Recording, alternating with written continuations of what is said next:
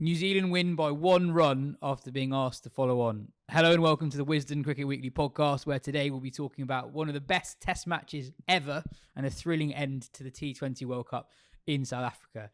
I'm Rana, and with me today is Katya, Witney, Ben Gardner and Phil Walker. If Phil's audio is a bit different today, it's because he's done his knee playing football and he basically can't move. Mark Butcher will be joining us later on. Ben, that really was quite something. New Zealand become just the fourth side ever to win a test after being asked to follow on. At the end of day 2 on Saturday morning UK time, New Zealand were 138 for 7 in response to 435. Then at about 3 a.m. Tuesday in the UK, Neil Wagner gets Jimmy Anderson to glove on through to Tom Blundell to seal victory. Just so many bonkers moments happened on day 5 alone. Yeah, I mean, it was totally absurd. I mean, the fact that, you pick either of those two things and it's a test that goes down in history as one of the greats, a 1-run win or a win following on, and they managed to pack both in. You're right, New Zealand from the end of day 2 onwards were kind of almost perfect, really, weren't they? I mean, barring one weird stretch with the bat on day 4 and a bit of a partnership between Stokes and Root, like there was everything. There was, you had sixes from Southey, you had calm heads with the bat, faced with a big deficit, and you had just an absolutely just gut-busting performance from Neil Wagner, especially with the ball. And he is just an absolute champion. He's still someone who you can look at him and think, like, how is this guy getting wickets? Like, I know we all know what the approach is. He bowls, loads of bouncers, and batters kind of they don't really know what to do. But it's like why is it? It's not like he's bowling, like high 80s. Often it's quite a lot slower than that. They're mostly very well directed, and I think that is an important thing. There's not freebies there, but mostly it kind of seems like there's just like a will there that he has, that in those kind of moments. I mean, you looked at his feet after the game, and they're just like bandaged up, his toes basically almost like hanging off kind of thing, only attached by sellotape. And he's going to be 37 years old. Why don't more bowlers do what he does? Because other than the first test match, he's been remarkably successful across his whole career, bowling about 80 miles per hour on really flat pitches. Why does he do it and no one else does it? Yeah, well, I guess you've got so he is really, really good at bowling bounces. Like it's easy to just say just do something, but you have obviously you've got to hit the right length still, and they are like when he's at his best, they're all kind of at that same sort of like high chest, low chin area. So he's able to bowl a lot of them and over. It's not as if they're all getting called as bouncers, but there's also none that are like sort of tummy height that you can just pull and get off strike or get 4. So that's some of it. I think there's also a thing with the trajectory as well. They're kind of skiddy, so that's maybe they're harder to pick up. And also, but it's and I guess the thing is, we've seen England sometimes when they haven't really had an answer and they've gone for a short ball attack, and it just like it looks so like profligate. Like batters will just get behind it and start hitting it, and boundaries start flowing, and it's like why are you not just bowling top of off and it's normal. And it's something just about the field placements New Zealand have as well that make it feel that there's no real there's no risk-free option to do if you want to score any runs at all, because there's no way just like wait for a bad ball. You can not for a single. You have to play like a proper attacking stroke, or you just kind of like sway out of the way of it. And neither feels that good when you're kind of going for a win on day 5. There's a second new ball a bit away and the pressure's building and that sort of thing. So yeah, and yeah, he's just one of the best celebrators of a wicket in Test cricket as well. I mean, just that kind of the thing where he's the only thing that's keeping him up is that the fact that he's screaming. He's leaning back so far with his fist sort of clenched, and then he sort of like that scream kind of pulls him back to his feet. And yeah, what was it in the second? In the second is the first test. He bowled, I think, the second most expensive, or in terms of economy, 10-over spell in the history of Test cricket. And then this, he takes 4 wickets and wins Zealand the game they had absolutely no right to. And yeah, to probably let someone else speak, but it was just in so many things you can pick out from that finish. From the ball that the things you think are going to turn it, the ball that goes just over Michael Bracewell's head when he should have been on the rope, kind of thing, and he doesn't quite pick it up. You had New Zealand burning a review, and you're like, wow, the Headingley parallels are just really starting to rack up here. And I think a point just after Brook gets out, you're like, whatever happens here is amazing. You've either got Folks playing kind of like the innings of his life or the most impactful innings of his life to getting home, and the stories about him, or you've got one of Leach or Anderson hitting the winning runs. That's amazing. Or you have New Zealand completing one of the greatest tests of all time. And in the end, it was that last one. Katya, if you had to pick a moment in the final couple of hours that you felt tipped the game in New Zealand's favour, what would it be? Well, it's not like difficult to look beyond the Harry Brook run out, right? Like, it's just pure poetry, that run out. You've got everything from Root being halfway down the pitch before even really realising where the ball was, to the hand on his head when he realised that Brook was going to be run out by so much. And it's hard to say that when you have a bloke who scores over 200 runs in a test match, you can pinpoint him as the moment that England probably lost the game. But yeah, everything about it. And Root's innings was pure shame, I think, from the moment that he ran Harry Brook out. He looked like he was trying to exercise himself of that guilt of running out before he'd faced the ball, the bloke that everyone had come to see. Because that's what Brook's done in the 6 test matches that he's played. He's made it so that everyone wants to come and see him. I was angry. I was angry when Root ran him out. I don't care if we won or lost. I wanted to see Harry Brook play another innings. But yeah, no, it's hard to look beyond that, because at the end of the day, there are so many moments when you lose a test by 1 run. You know, one person in any inning scoring 1 run more or 1 run less is going to be the difference between the game. But 5 minutes of Harry Brook and the game would have been won, so it's hard to look beyond that, really. Phil, England have kind of made you forget that scoring 260 on the final day is actually quite difficult. And I completely agree with Katya. The run out of Brook was obviously really bad, but Root was amazing. Like that was one of the best I've seen Root bat, scoring at a run and ball on a 5th day pitch. Stokes the other end was basically couldn't get out of first gear, probably because of his knee. But Root was batting as well as I can remember him, really. Yeah, sublime.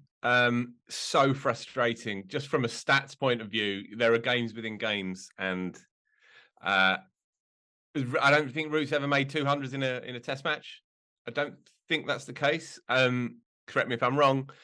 And he was an absolute stick on, not just to complete the double, but to win the game as well. As Katya says, there was a penitent element to the knock after stitching Brook up. But if the first part of his innings in the first innings was a little bit crabby and a little bit staccato for Joe, then this was just Root at his absolute imperious best, really. He has that, as we know, genius for scoring runs off any delivery that is put in front of him without any discernible risk. And that was the irony of the moment when he got out, because you saw it, and Gower was on the commentary and he absolutely nailed it straight away, but it was quite evident. It was the first moment, with the exception of the odd reverse sweep that he premeditates against the spinner, against the quick, it was the first moment when he played out of his orthodox box and he sensed what was coming, you know, the telegraph short one from Wagner, but he looked to make room for himself to free up the shoulders to clump it over mid-wicket, and the ball was too full. It was too full to do so. Skewed it up in the air, dropped his bat in self-disgust. And with that moment, the tide turned, I think. You know, obviously Brook's run out was the key part of the early part of the day, and that bang Stokes and Root moment was critical. But I think Root in particular, because, you know, he's always 130 not out and winning that game, isn't he? He's doing it without even breaking sweat. And it was totally out of place with the rest of the innings, really, that shot. That said, I'm really glad that Ben focused on New Zealand almost exclusively, because this is their story, right? You know, it may have been facilitated by what England are doing, and we'll no doubt come to that and speak, in overblown terms about that, no doubt. But this is New Zealand's story, right? You know, 3 times in history that a team have followed on and won, and now it's 4. What you saw on that final 2 days was, you know, a proud and resourceful and very talented cricket team that isn't world champion by accident, digging as deep as they've had to in years, and coming out of it with a win against the form team in the world, or one of the form teams in the world. So look, that's where rightly we started this podcast, because it was just extraordinary performance by New Zealand. Great to see Williamson doing his thing, and Wagner is a star, isn't he? He's one of the ultimate cult heroes of the game. But just to follow that, I thought Tim Southee had a really good final day. So he managed a limited attack well. The big gamble that we've not mentioned yet is they basically decided to pick Michael Bracewell, who, let's be honest, is probably a part-time spinner at best at this point in his career, as their fourth bowler. And he managed that limited attack. Henry had to go off injured for a bit. This was totally lost on my flatmate who I was watching this with, who doesn't really like cricket that much, but I totally called the Ben Duckett wicket. So when they had the sweeper out, it was quite a high-risk shot to try and force a cut shot through the very small gap behind square on the offside. And Duckett was continuously looking for that. So I thought Southee managed that very well. And then the other period that I thought resulted in a wicket from how New Zealand were playing beforehand was that period before the Stokes wicket. The runs totally dried up in the half an hour or maybe 20 minutes or so before that wicket. England started that final session very quickly. The commentators were talking about how the result was a formality. It was totally inevitable that England were going to clean sweep the Windsor. But England just went nowhere for 25 minutes. And that was really, really cleverly managed by New Zealand. And that kind of brought that double wicket spell. No, exactly. One of the great unheralded spells, actually one of the greats, one of the phrases that we're not allowed to say anymore. But anyway, an outstanding unheralded spell was Matt Henry, and you're absolutely right to call that up. Yes, he didn't get a wicket, but Joe had been, untouchable as he is, and certainly uncontrollable in terms of runs. And Henry reverted to a kind of back of the length Tom Cartwright style, hitting the seam, cutters, keeper standing up, and it was a brilliant spell. And suddenly Joe looked like he didn't really have anywhere to go. Stokes was obviously on one knee by this point, and you're absolutely right to call that. Southee sensed the moment. Wagner was doing his ultra violence from one end, but it was Henry really who held that thing together. And considering he was literally out on his back at lunch, it's an absolutely brilliant spell of bowling that, and really sort of shifted the mood, I think, turned the tide in the end. Yeah, one of my mates pointed out that it felt very, very club cricket at points. You had like crazy running between the wickets in both innings, but you had quite a lot of keepers standing up for seamers, Ringfield and all that, and the one guy who's injured and basically can't run. Yeah. Just to pick up what Phil said about New Zealand, about what this means for them. He's right. This is about, them being a champion cricket team and world champions for a reason, but there's also about reasserting that, I guess. I mean, they have a very proud record at home, and think this now extends it to 6 years without a home series defeat. Equally, they've had a few iffy results, losing to Bangladesh, drawing with the Safri team they kind of should have beaten, and then obviously in the first test here. And you look at what this means for quite a lot of those individual players. Kane Williamson had passed 50 once, since the World Championship final before this game, I think. And part of that is down to his fitness and injuries and stuff, but he is a player who, struggles to get on the park, and just seeing innings of that quality from a guy that good, just doing what he does in his own way, entirely obviously uninfluenced by how England would have approached it in the same situation. I mean, Neil Wagner, the hero on day 5, is going to turn 37 during the Sri Lanka series. Southee's the new captain, and he's 34. Conway's kind of like the new guy they find, and he's not young. This is it's great for this team, who are the greatest side that New Zealand have ever produced. Obviously, they had the World Championship final as well, but to have this moment at home as kind of like a packed house on day 5. Yeah, exactly. The free entry as well, and to have this is just something in cricketing folklore. Is maybe the greatest test comeback of all time. You'd have to say it's in the conversation for that. They fully deserve it as a team, I think. Phil, we had a great set of questions in from one listener called Nick.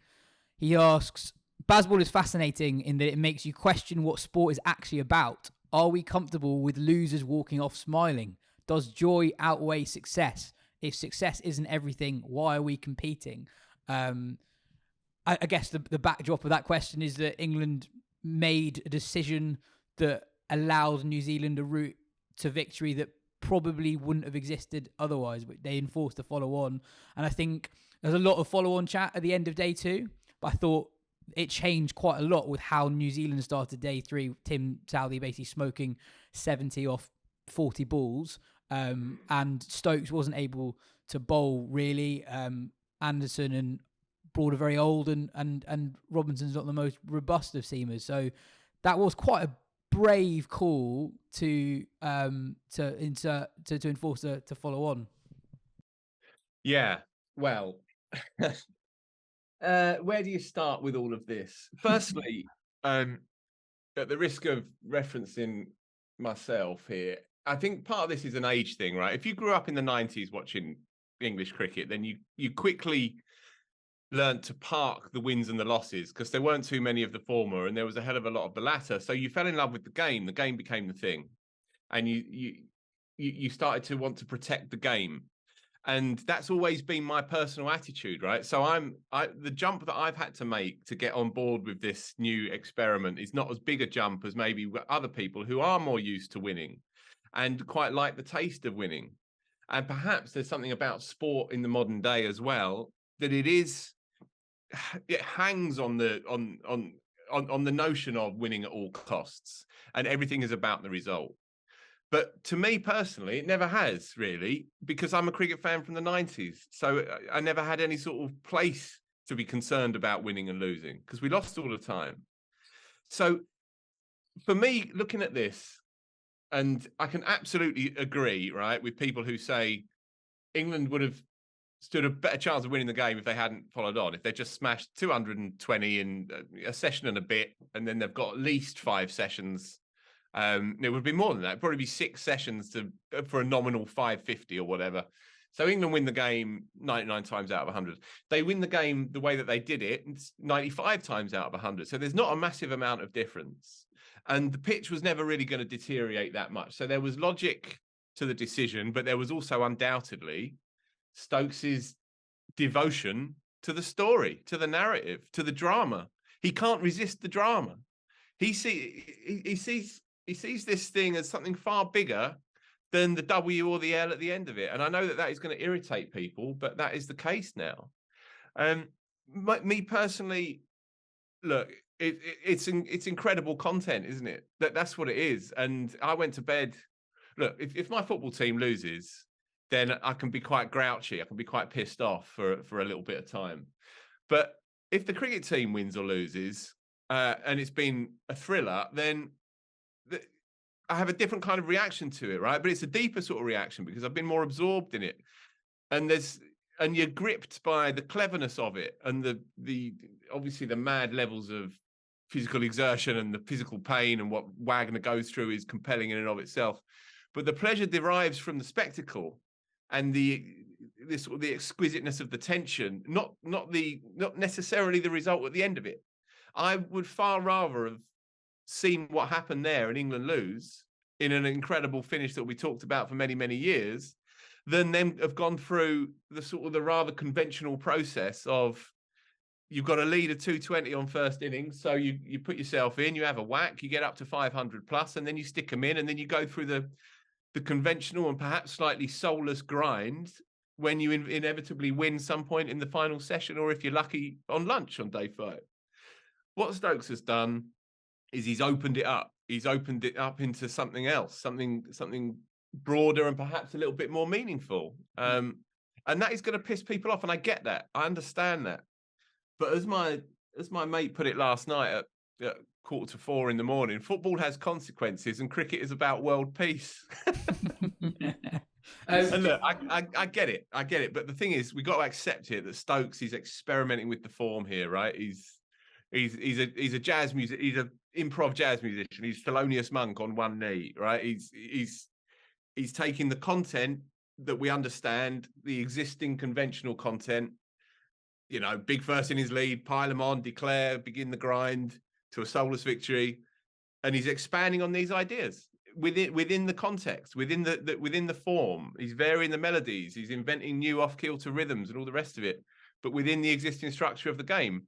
And so it might be irritating and it might not always work, as is the case with lots of improv jazz, but you're creating something deeper and more interesting and more challenging. And isn't that the point, really, in the end? I don't know. Maybe it is, maybe it isn't, but it is to me. I mean, just on a counter narrative to Phil's character assassination of everyone who can't remember England in the 90s, completely agree. Like, if you're getting bogged down in the minutiae of should Ben Stokes have enforced the follow-on 1 run later, 1 run earlier, whatever, and you're not looking at that test match for what it was, then, what are you doing? But I've always thought the follow-on is such a weird concept anyway, but it's only wrong in hindsight. So you can only be wrong in forcing a follow-on if you've lost a test match, regardless of whether you lose it by 1 run or you lose it by 200 runs. It doesn't really matter. And again, if England had scored, one batter from England scored 1 more run, or one batter from New Zealand had scored 1 less run, that follow-on would have been genius decision, right? So it doesn't really matter.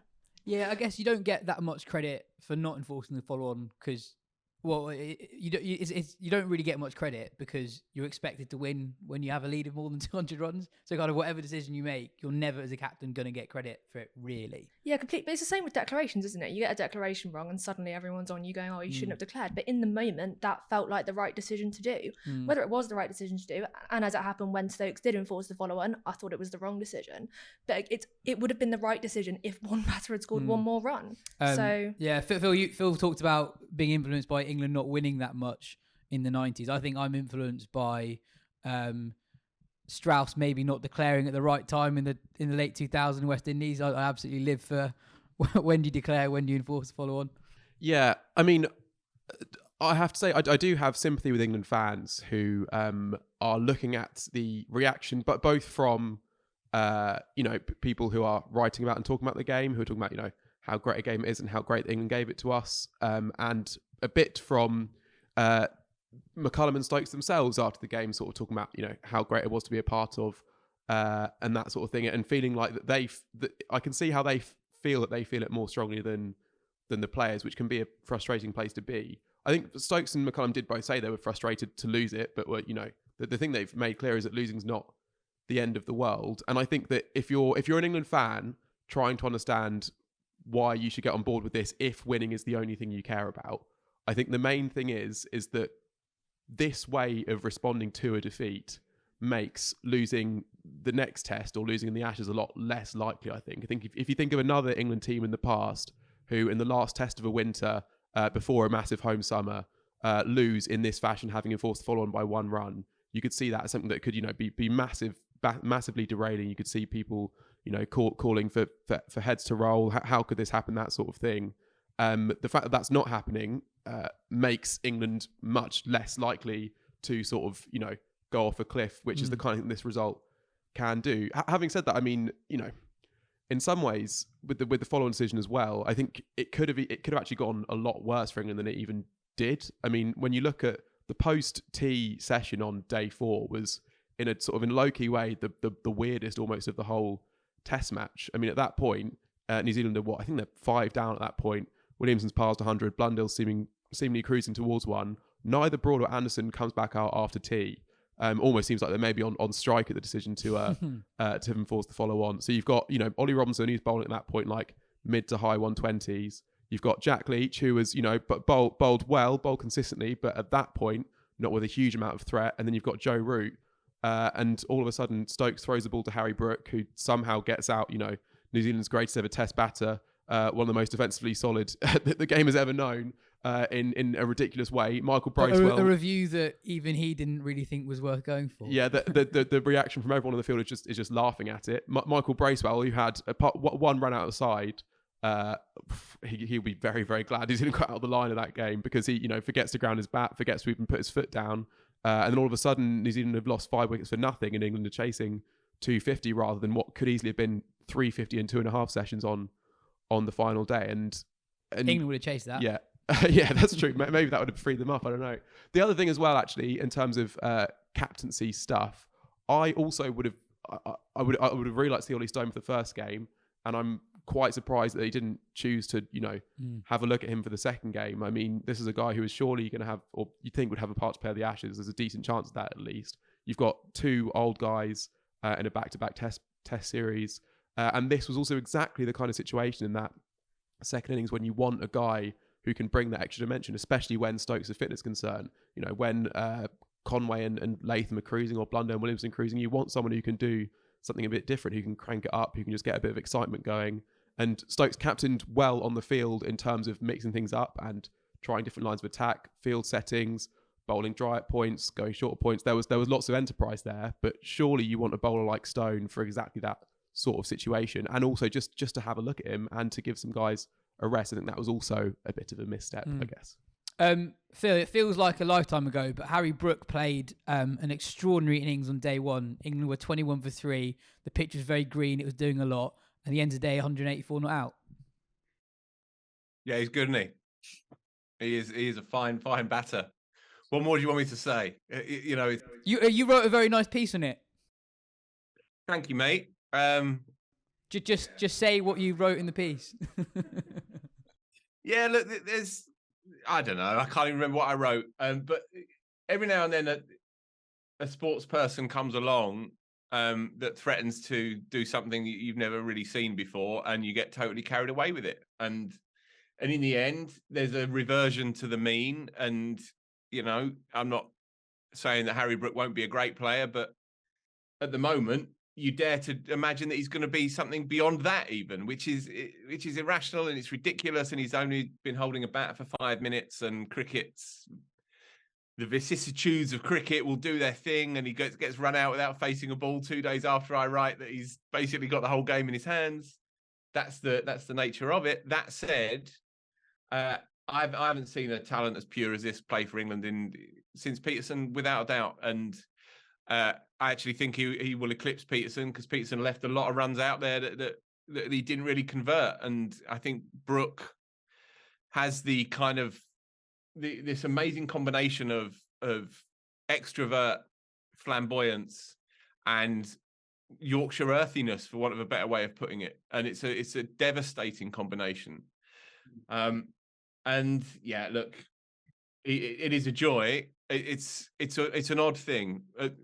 One thing I wrote, which was sort of inspired by Katya actually, and we both felt the same thing watching him on that first night. And obviously our body clocks are a bit skewed, so you're not just luxuriating across the whole of a day. You're thinking, how much longer can I stay awake through the night? And Joe Root's batting at the other end, the celestial Joe Root, who I've not wanted to do anything for the last 10 years of my life other than watch Joe Root bat.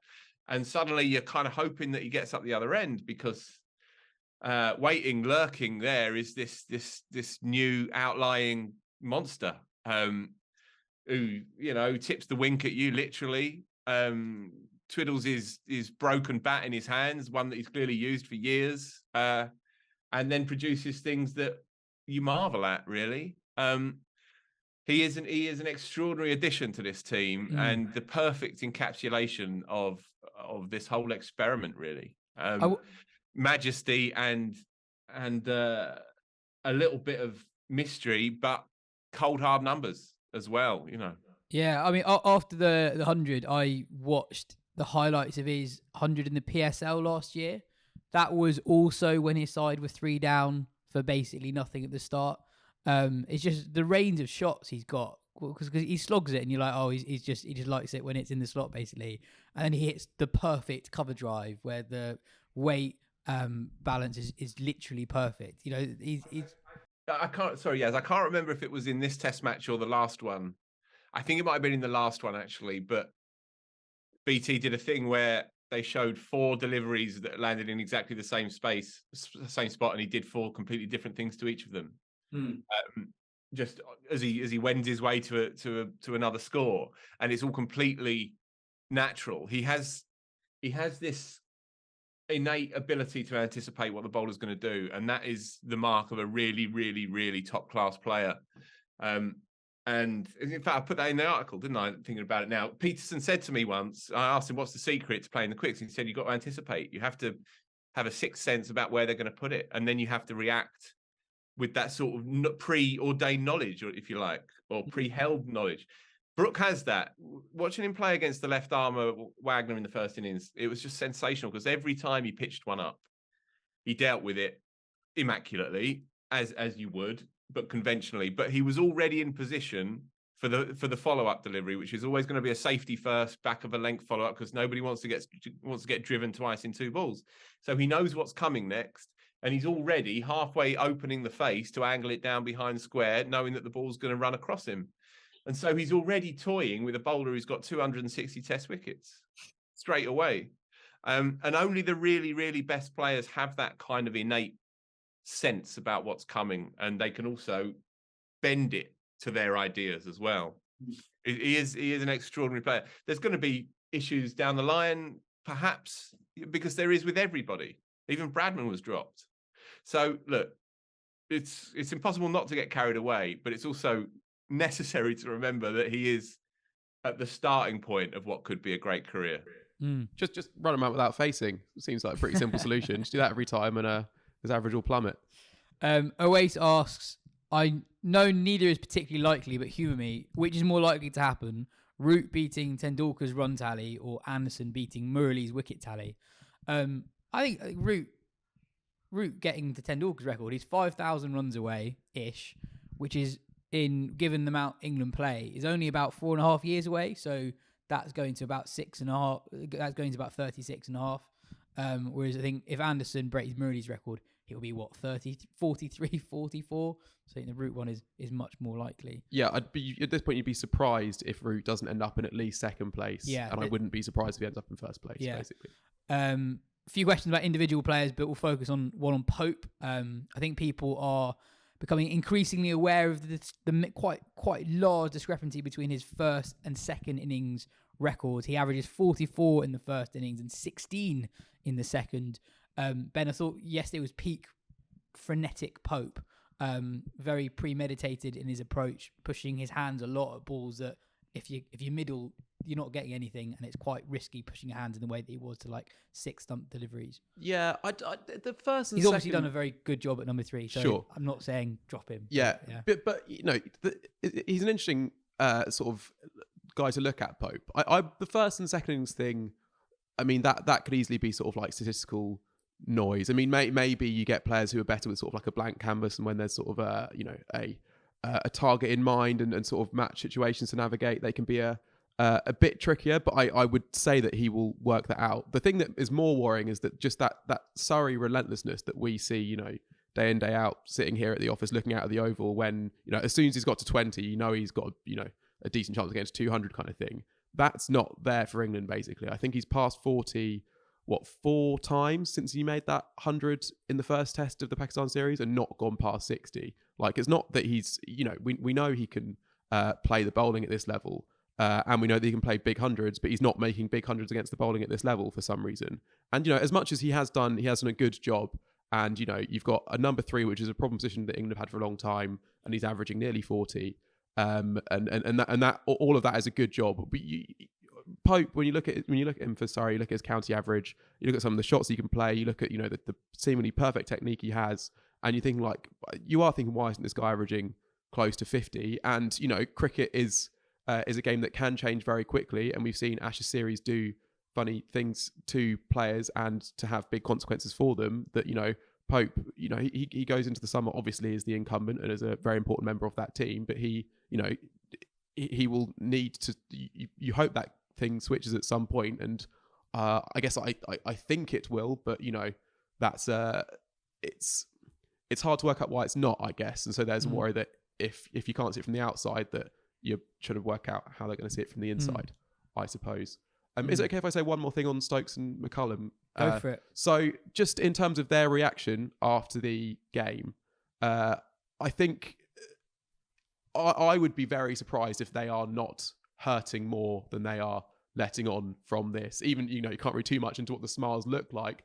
They looked almost painted on, the smiles, a little bit, because they know that this is the thing that they have, you know, it's live by the sword, die by the sword. They're kind of they have said all these things. So when this kind of thing happens, you've got to kind of take it on the chin and act like, you know, you just had a great time doing it. And there are also, as I said before, the strategic reasons for reacting this way. But I would imagine that they will obviously go back, have a debrief, look at what worked, what didn't, why it worked, why it didn't. There is an element of smoke and mirrors to all that they're doing. And in a way, you know, it's as amazing as everything else they've achieved, that they've managed to lose a test in this fashion and not been pilloried for it, you know. And that is something that they have kind of cultivated, but it's also something that they've, I think, deliberately cultivated, and they will go back and think, actually, we could have done this. They'll learn from it, as they did the last time they got beat. You know, they went too hard against Africa in that first test, came back, played a very mature game in the second, and then won the next 6 tests up until this point. I think there will be some sort of reaction that we'll see on the field.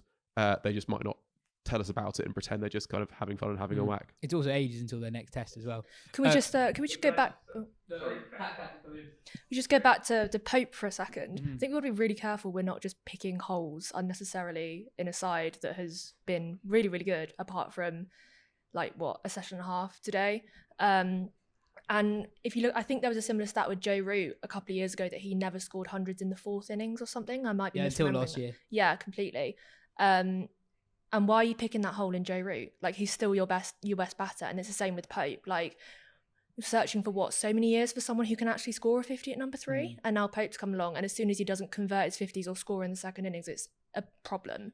And I just think you've got to be really careful with it. There are so many other problems that could exist that as soon as someone's there and is not perfect, they shouldn't have that problem constantly niggled at until it becomes a massive problem when really it isn't. I guess with Pope, he's done a brilliant job. For him, I don't think many people expect him to average 40 when he got that job, having never batted 3 for Surrey. But I guess there has always been a question of Pope: why is the gap between his county performance and England performance so large? And I think it was interesting what you said about kind of how we look at the England team at the moment. I'm actually kind of glad they've got this another loss under their belt, because I think there's an element of people getting a bit too carried away with how well they've done. I think, first of all, really good sides don't have that many close test matches, and they've had quite a few close test matches. And also, at the end of the day, if you go through the side, you still don't really know who their opener is going to be in 6 months. Pope's only been batting 3 for 6 months. Stokes hasn't really quite found a rhythm yet. The attack in this test match was quite one-dimensional, and they've played some really, really weak opposition this winter. Scott Kugelheim, Blair Tickner, Zahid Mahmood, Muhammad Ali, Michael Bracewell. Those are not test quality bowlers, really. And England have done well to beat them. They've done very well to take 20 wickets in Pakistan. They did very well to win the first test match here. But I think it should also be acknowledged that the quality of opposition isn't what you normally have in Pakistan and in New Zealand over the course of 5 test matches. And also, really importantly, still no test series win for Matt Smith on BT Sport. England's record in series played on BT Sport is truly appalling. But at least he got a win in Mount Maunganui. Before we go to Butch, I just wanted to say something about an old coach of mine who's a Kiwi. So John Campbell at Richmond Cricket Club. He passed away last week. So there was quite a large part of me that really wanted New Zealand to win on the final day. Every thriving club in the country will have a John Campbell. He ferried us all over London to play youth cricket on every day of the week, basically. He not only was very generous with his time, he was very generous to us. Very good coach. And not only managed the playing of the cricket, he took us to the oval loads. I got a message from someone I've not seen in years. We were both sharing messages about how much he meant to us. So there was quite a large part of me that when New Zealand won last night that thought John would have absolutely loved to see this England team get humbled by New Zealand at Wellington. So all my thoughts are with Devon and the Campbell family. Let's head to Butch out in Pakistan to hear his thoughts on the series. Butch, why do teams enforce the follow-on? What's the logic? Obviously, it didn't quite work for England, but in an ideal world, why do teams do it? Yeah. Okay. Well, I mean, it depends. If you're playing, then obviously the aim is to try and win a game. There you go. There's your big headline statement to begin with. When you're in the commentary box, it's to try and get the game over as fast as you possibly can, so you can go and play golf. Hence, commentators are very keen on enforcing follow-ons, and cricket teams, generally speaking, are not. The circumstances in which you would do it are if there just simply isn't time enough in the game to win it another way. That's the first port of call. If by losing, you've lost time to weather, or in first class cricket or whatever, it's taken a long old time to kind of get to the point where you've bowled out the opposition, batting second. You're still a couple of 100 runs ahead, but you're running out of time at the back end of the game. You haven't got time to waste by going out there and batting again. Then you would do it. What other scenarios? Because you don't really see it that often these days. No, but because there aren't really very many scenarios where it's necessary. That's the main point. I mean, anecdotally, well, actually not anecdotally. They're anecdotes from me, but I was there. I witnessed it. I mean, playing for Surrey in first class cricket all those years ago. If we stuffed up a first innings, we would sit in the dressing room hoping to get the knock on the door. Go on, stick us back in again. And it happened on two definite occasions that I can remember. It might even have happened a third time, where teams had scored a decent first innings total, 400 whatever, bowled us out for 150 for whatever reason. And we sort of sat there with our extremely good batting lineup and our world-class bowling attack in the background, sitting there in the dressing room going, it's all right, if they stick us in again, we'll get 450 and we'll win the game. And lo and behold, that's what happened. So the reason it doesn't happen very often, the reason teams don't ask teams to do it very often, is because it gives the opposition who have played badly to that point an outside chance of turning the match around on you and winning, as happened in New Zealand. And there's only ever happened 4 times in the history of Test match cricket, so it's a rarity. But I played in a team where I think we did it 3 times to teams. And therefore, particularly in a match, in a game, in a situation where presumably the pitch is relatively flat, and presumably you've got a lot of time left in the match in order to maneuver yourselves into position to win the game anyway. You put extra wear on the pitch, you give your bowlers a rest, all of those usual sort of cliche things. Set the game up for yourselves to go and bowl at the opposition with them needing 400 plus. That's why it doesn't happen. That's why teams don't do it. As to why England did it on this occasion, I'm not going to sit here and say that they were wrong. It's just kind of it did exactly what people who don't enforce the follow on worry about. It gives the opposition the chance to grind you down a little bit, to put a few runs on the board, and then put you in a position in the game whereby you're batting when the pitch is at its worst with a total on the board, which is, presumably what you didn't want to happen in the first place. Although with this England team, you could say, well, they prefer chasing than winning it the game the other way around anyhow. But, and there are other factors as well. You look at the England's bowling attack, you look at the sort of, the 2 35s, over 35s and Ollie Robinson, you look at a captain who's struggling with his knee. Sort of bowling resources wise, they're not, you wouldn't say that they were sort of sturdy enough, or at least varied enough pace wise to sort of deal with flatness in pitches.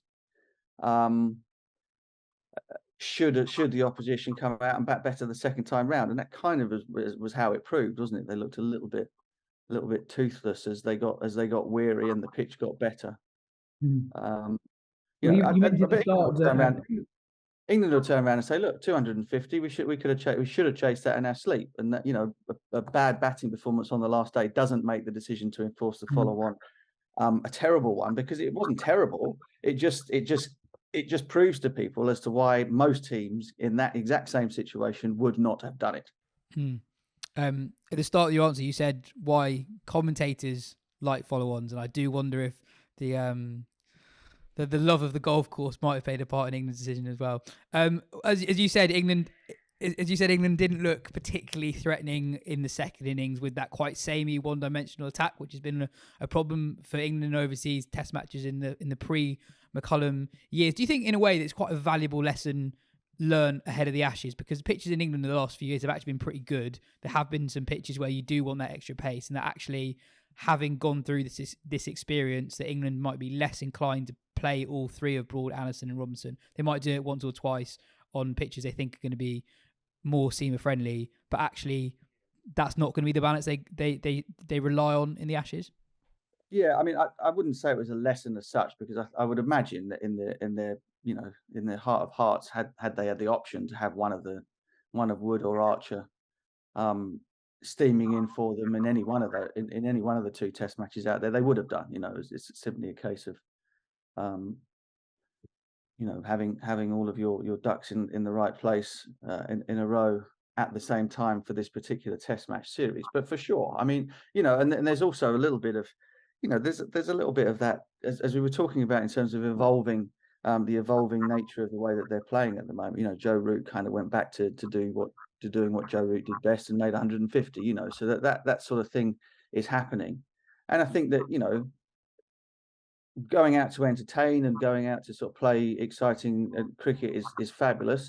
But so is winning test matches that you should win. You know, it's kind of, so is that being slightly more hard nosed about it. And who's to say that it wouldn't have been intensely entertaining had England not enforced a follow on, gone out and had a hit and giggle for however long, for the best part of a day, smashed it to all parts, and then come out with come out to take 10 wickets. That would have been just as entertaining, probably. So, you know, there is that sort of balance between doing the whole SAS rogue heroes, trying to blow up the depot and stuff, when you could have just snuck around the back, you know, and sometimes, you know, tiptoeing behind the trees and getting your win done that way. You know, might be a lesson for them. That would definitely go through my head when England enforced a follow on. I was like, I think I want to watch Harry Brook bat at 5 more than Henry Nicholls this evening. I think that's the entertaining option. Zach Crawley had a quiet series, and there's the looming return of Johnny Bairstow potentially ahead of the Ashes. We talked quite a lot recently about how suitable or potentially unsuitable Bairstow would be to that opening role, and Crawley's the one in the top order who's got the fewest runs at the moment. Do you see that happening? Can you see them realistically opening with Bairstow, or maybe even Stokes doing the job himself? Well, I mean, he might, I suppose. I hadn't really thought of that, but you know, it would be entirely in keeping with Ben's never ask anybody to do anything you wouldn't do yourself style of captaincy, to go, all right, well, I'll do it then. But certainly, if you're looking at sort of personnel, or at least the top 6 as a whole, then the one that's not functioning, making way for England's best player of last summer, Johnny Bairstow, is probably the only move to make, isn't it? Or there's the unthinkable, but always there lurking in the back of the cupboard, option of getting rid of Ben Stokes and inserting Johnny back in as keeper batter. Although we don't know, you know, fitness wise, as to whether or not that's going to be viable anyway for Johnny. So I hope that doesn't happen.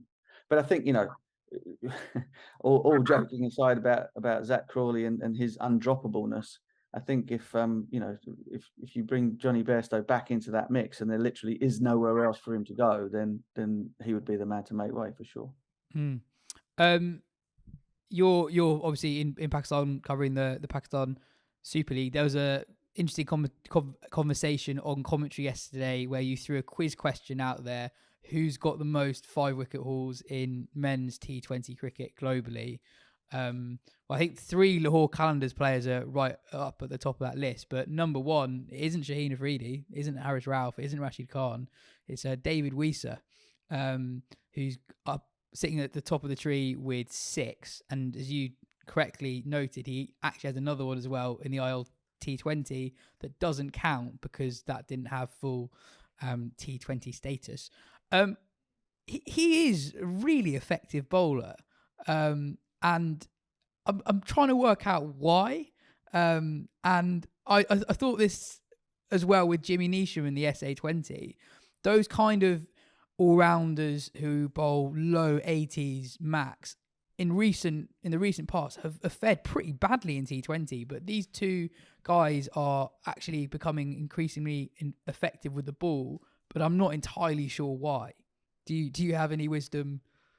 Mate, it completely beats me. I mean, you know, you've got Shaheen Shah Afridi and Haris Rauf bowling thunderbolts mixed up with slower balls. You've got stumps being detonated left, right, and centre, and yet, and the man that beats them all is old Dave Grohl.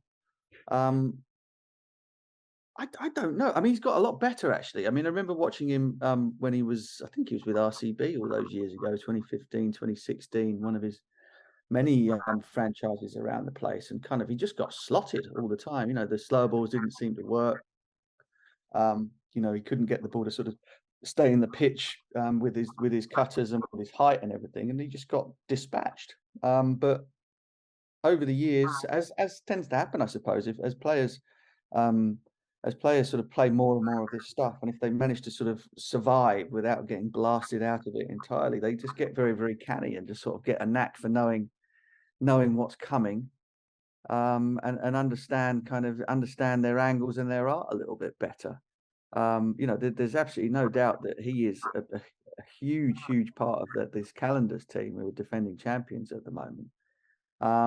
And he's a lot more than sort of a journeyman pro to them as well. He's they use him in all sorts of ways in terms of his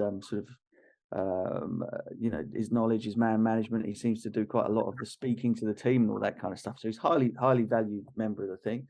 And it just goes to show, if you stick around for long enough, there are bags of wickets to be taken in the T20s when you come on sort of second half of the innings and people are having a right old swipe at you. So good luck to him. It's a good story, isn't it? Because there are guys like him making a living all over the world playing franchise cricket who kind of get picked up in auctions. They don't get the big money, they don't get the big headlines and stuff, but they actually make up a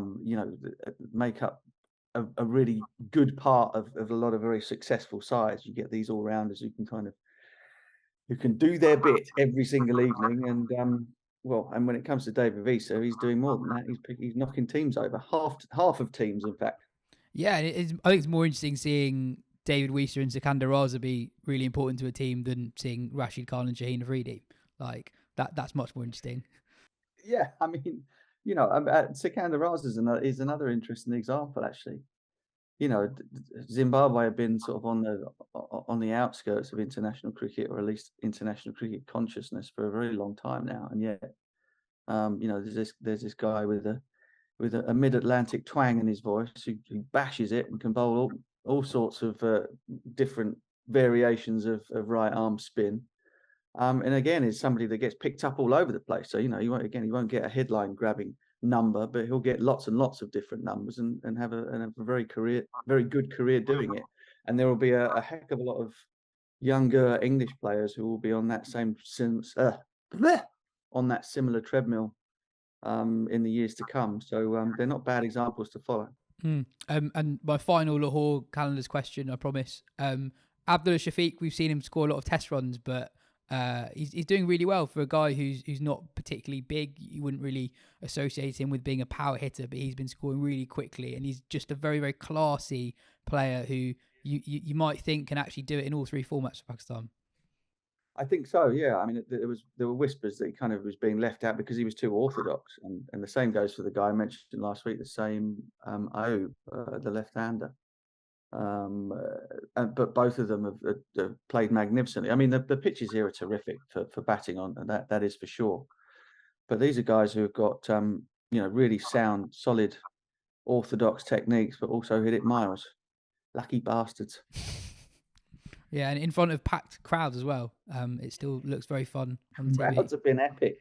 Yeah, I mean, there was a bit of a drama in that issues around sort of security and things like that, and who was paying for what, meant that there was a horrible shiver running through the entire competition that everything was going to be moved to Karachi. So we weren't going to go to Islamabad. We would only play a couple of games here in Lahore.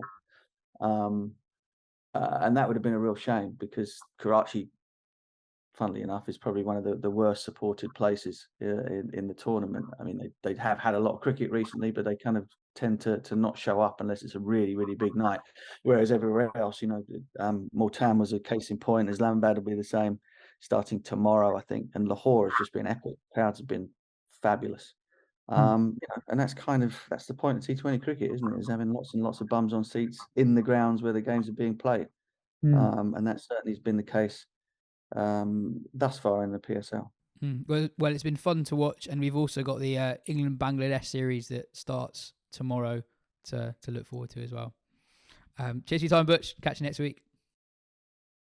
The Wisden Shop is offering a limited time only deal on all cricket training equipment for you and your teammates to hone your skills for the 2023 season.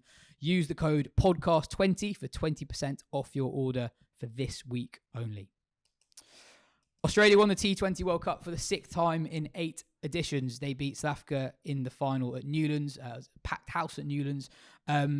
Let's start, though, with that England semi-final. I think that was arguably the moment of the tournament. South Africa sealing an epic win. Brits was the hero, hitting 50 and catching everything. Katya, that was the moment of the tournament, really, and a massive moment for South Africa. There was a lot written about them before the tournament. Yeah, brilliant story. And yeah, it was a really, really good match. I think England panicked. You could see that on the field, completely disrupted everything that they were doing. You could see it in Catherine Sciver-Brunt's reaction, which has been widely, I think it's fair to say, criticised. It's all good showing that passion, but you need to channel that passion into a constructive way, and it's undoubted that wasn't channeled into a positive way. And England hadn't really been pressurised with the ball, I think it's fair to say, throughout the tournament, and South Africa absolutely took it to them. And that three spin attack that England relied on, they knew they couldn't let that get on top of them, and Brits was excellent, like you said. And even when they came off at half time in that semi-final, it looked a little bit too much, and given South Africa's strength is their bowling attack with Cap and the rest, and they're just brilliant.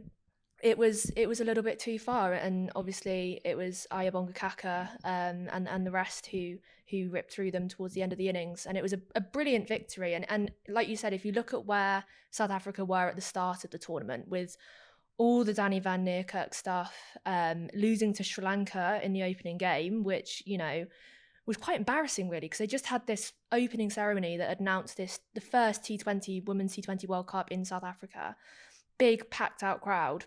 And then they lost against Sri Lanka to a game they should have won, and they looked ragged, and their faces on the bench at the end of the match were absolutely desperate.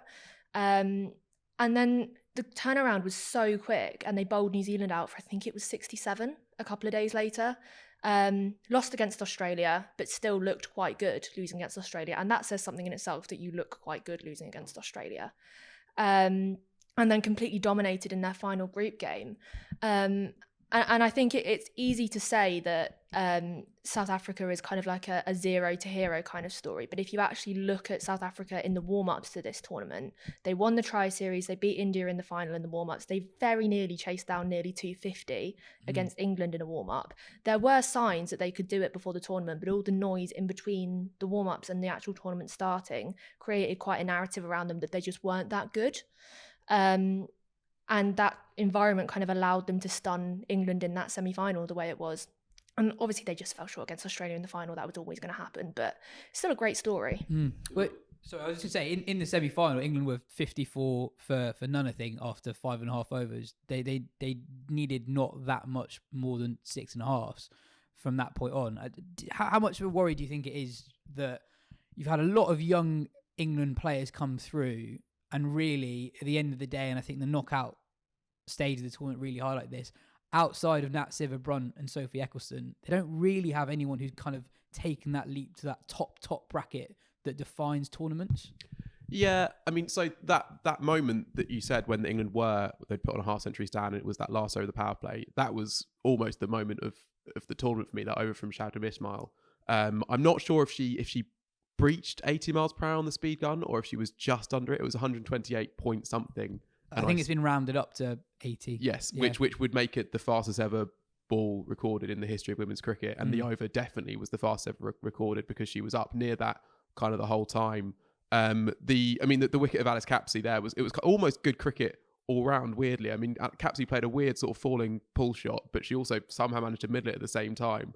And Brits takes an absolutely ridiculous catch. I mean, she was brilliant through that whole game, but that was just an astonishing moment. On England, I'm not too worried about the players who haven't stepped up, just because although the 100 has come in and the Kia Super League before that, and there are avenues now for players to test themselves against the best before they get to the international stage, there is still that gap when you get to a top. It's the same in men's cricket as well. When you get to the business end of a T20 tournament or a World Cup, you are facing an attack of the quality that you won't get in franchise cricket, because there just might not be that hole in it basically that you get because of auction dynamics and budgets around constructing the squad and that sort of thing. And so it will just take players time to develop that proper consistency to be complete match winners at that time, and that's kind of happened for the players who are that level in the England team as well. That is just something that Nat Sciver-Brunt she had. If you can look back, you can find breakthrough innings where she turned from a very promising player to a world beater, and I'd imagine that will happen for the likes of Sophia Dunkley and Alice Capsey. And I think on the whole, this has been a positive tournament for England. I mean, that win against it was, I thought a bit odd, people talking in the semi-final that like, oh, this classic England cruise through the group stages, lose the first tucker they play. That India game was a really brilliant performance, and they should take a lot of heart from beating that India team. And just one more thing on South Africa. They there's a story of this tournament, which is obviously from, you know, losing that first game, kind of shambolic preparations, and then making it to the final. But there's also the story of obviously South African cricket in general, 10 semi-final defeats, I think, before this 11th win. But South African women's cricket over the last few years, when actually, if you look at their tournament record, they have been, you know, it's between them. I mean, you could say that them, England and India have all been sort of roughly equal. You go back to the 2017 World Cup, they pushed England so close in that semi-final to lose by 2 wickets in the final over.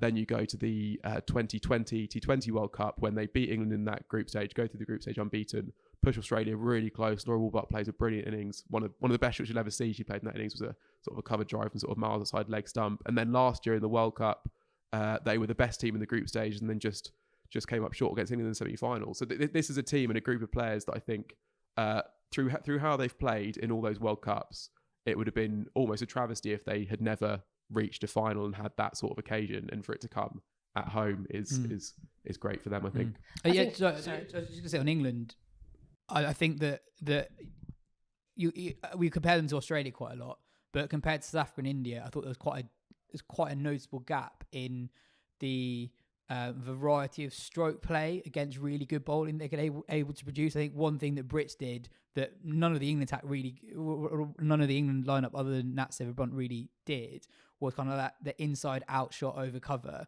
and be able to manipulate the field. Whereas I thought like South Africa, once they had that plan and they stuck to it, England couldn't really put the pressure back onto South Africa. And compared to the other three semi-finalists, I thought that was just an area where England were probably quite clearly fourth best out of those four teams. Yeah, definitely. I think it's a good thing to bring up pressure, because if you look at the semi-finals and the final, that was the difference, in my opinion, between Australia, South Africa and India and England. Australia can always absorb that pressure because they're the best team in the world and they know it. Play very much like they know it. And South Africa have some players in that side who know they're world class and who can deal with that pressure. England and India completely crumbled under the pressure. India should have won that semi-final. They absolutely should have. And seeing Harmanpreet Kaur's reaction to getting out and also the dismissal in itself, it just showed that, I guess inability is too strong a word, but that tendency to, when you've got the pressure put on you, to crumble rather than put the pressure back on the opposition.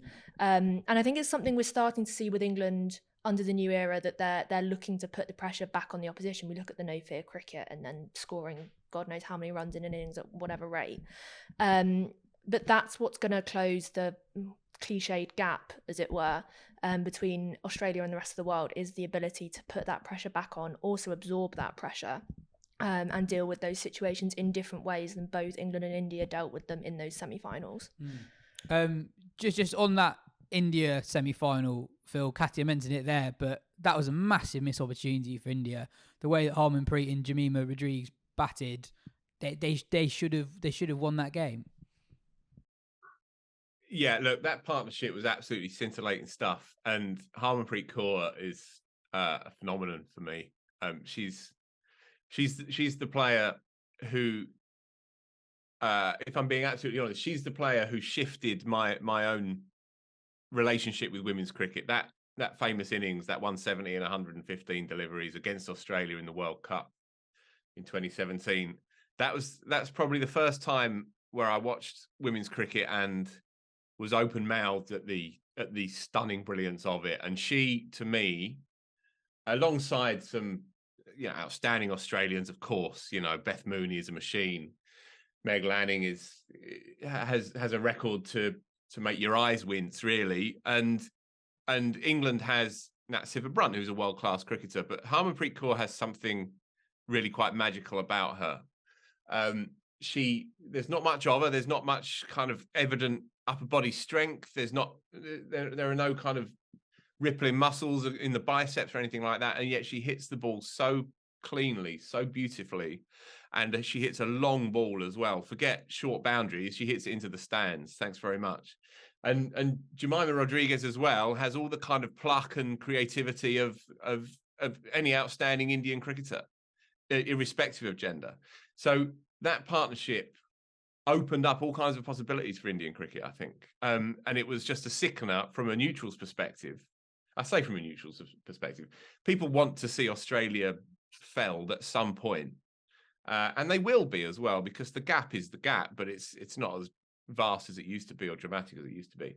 And for Harmanpreet to get her bat caught in the ground, and for that to be the thing that felled her in the end, that was just devastating to see. Wisden At least really didn't appear to be that sympathetic to it afterwards. But there's a really good piece by Wisden India's Sarah Waris on India's kind of pattern of defeats in major tournaments. So the Commonwealth Games defeat to Australia was very, very similar to this. And she looked at what Harmanpreet said about her dismissal and how Harmanpreet said that was unlucky. And Sarah made the point it wasn't. Like if it was like the Bracewell dismissal in the Test match. If she was properly running in a World Cup semi-final, and I know that she was ill, but like that was part of the reason. It wasn't just the bat got stuck in the ground; is that she wasn't charging in. And you're like, can you with the way Australia were in the field at the end of that game? Can you imagine an Australian player doing that at that moment? And like that is why Australia is so relentless, even if they're not quite on it 100% in a game. They just make sure that any moment they get like that, where a player can change the game, like that famous Perry save at the end. Yeah, they always nail it in a way that other teams just don't quite do. I was at Chelmsford a couple of years ago to see Australia wipe the floor with England in the third T20 of that summer, I think it was, and that was the summer when England couldn't buy a win. They almost nicked an ODI, fell away at the death, and then got steamrolled in all the other games. And watching the differences in fielding live was absolutely extraordinary. And Katya and me were talking about this the other week, actually, why there is such a gap in fielding class across from Australia, and then it's just a kind of descending story from there on in.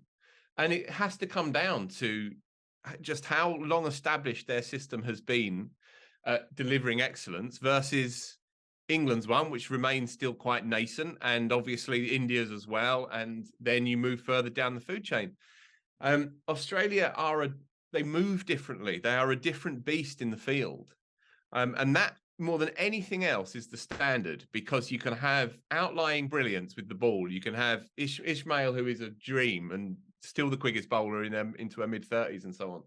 You can have brilliant young players coming through all over the place, but there's a collective presence to Australia's side that no other team can get near, and that was the starkest difference across the semi and the final, I thought. I was just last thing, like on Australia, not necessarily in what Phil was saying, but I think in some of the commentary there has been a tendency to say Australia are the best in the world and they dominate because of the system they have.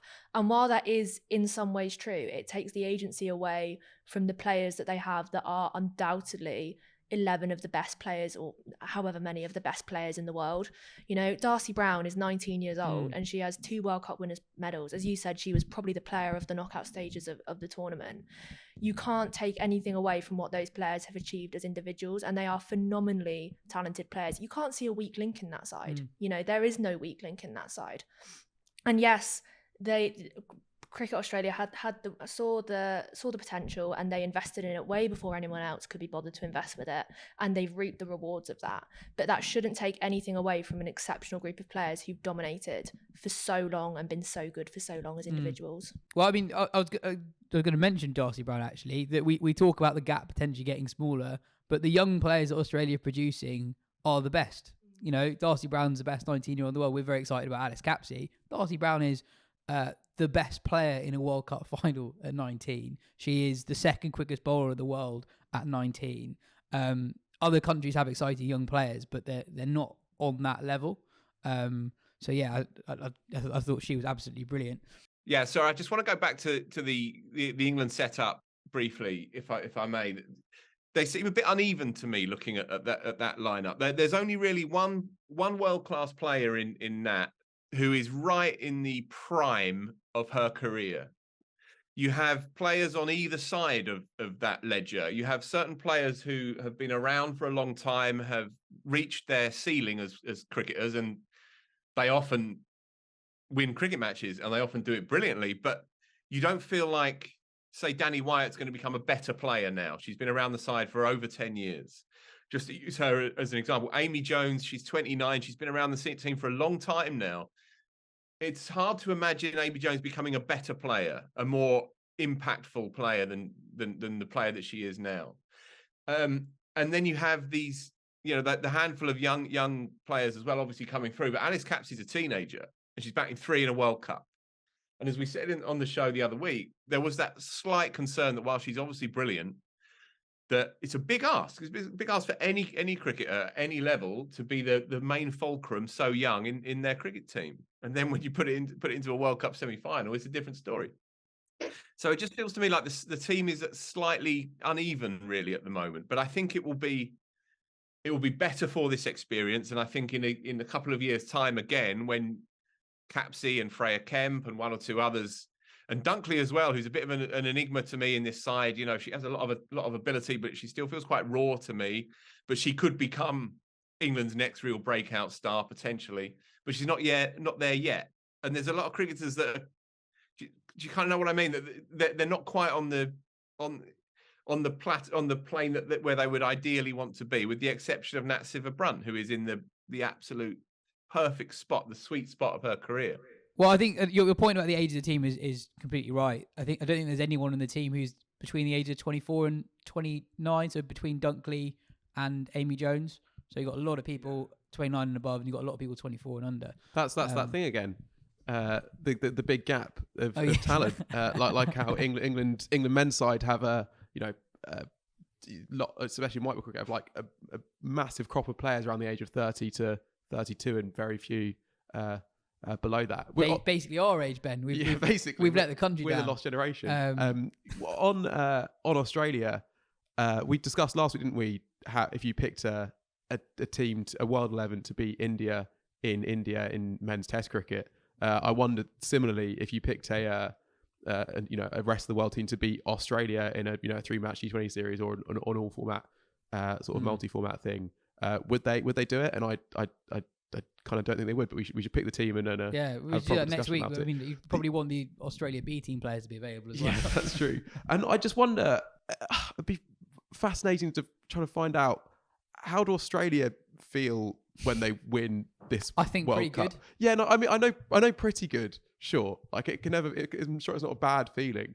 But it's more a question of how do they stay so motivated, basically? Like when the challenge is basically staying that far ahead of the rest, it's not, how do you, get yourself up to do, that, to train as hard as they do? I think competition for places. That's you have true. to be right on the top of your game, and no matter what your name is, you have to be right on top of the game to just get into the Australia side. Alana King was doing brilliantly for a year. Yeah. Georgia Waring comes back. They want to change the balance of the side. She's suddenly out of the team. And the WBBL helps as well, I guess. Like these players do lose games of cricket. They just don't lose games of cricket for Australia, I suppose. But yeah. I think there's something about creating history as well. Like there's a conversation now, is Australia women's team the best team that's ever played cricket, right? So if you're part of that kind of history making, then surely that motivates you as well. Moving on very quickly onto the Australia-India series, Pat Cummins will miss the third test in India due to a serious family illness. So all of our thoughts are with the Cummins family. Just finally, Ben, on today's show, the England men's side are playing an ODI against Bangladesh in 17 hours. Why should we care? It's a good question, but I do think, should we care? I do think this has the potential to be a really interesting series and a very important one for England's World Cup preparations. I mean, this is not a settled England ODI side. There are questions you can find over lots of places, and you have a lot of those players will be battling for those sort of 2 or 3 batting spots in this series. And Will Jacks is in the squad, so he wasn't before. Okay, but when Tom Abel was injured, and I don't think we've covered it in the squad, England decided they don't need 2 spare batters in New Zealand. so they got Jax to fly over to Bangladesh. So Jax could play, Well, there you go. Jax could play. which would be interesting. That would be interesting. Yeah, I mean, 6 a.m. start, by the way. the other thing as well, like this, I think. So obviously, it's being conditions similar-ish to India as well. I mean, you got Roy, who obviously had that bit of return to form, but there are sort of questions over him in these sorts of conditions. I think mostly though, I think it could just be really good ODI cricket, which is the kind of thing that you don't expect to happen. Really, you look at an ODI series and like, oh, this isn't gonna be that fun, and then a good ODI happens. Like that was a good ODI. That was good that happens. Bangladesh have lost one home series since the 2015 World Cup, and that was to Joss Butler's England in another series that was brilliant when Ben Duckett made his debut, made a couple of 60s. There was a bit of fighting going on in the field. Other things that could be exciting: Jofra Archer's in the squad, Sam Curran's in the squad, Sakeem Mahmood can make his first England appearance for absolutely ages, and Rahan Ahmed can make his ODI debut. Yes, although he's ill, so he's not going to play the first game. Okay. So if you're getting up early, get up for the second one, and you might see Rahan Ahmed in that. Okay. Sorry, Yaz. Okay. That is all we have time for on today's show. Cheers, Katya. Cheers, Ben. Cheers, Phil. Hope your knee gets better soon. This has been the Wisden Cricket Weekly podcast. Cheers for listening. We'll be back very soon.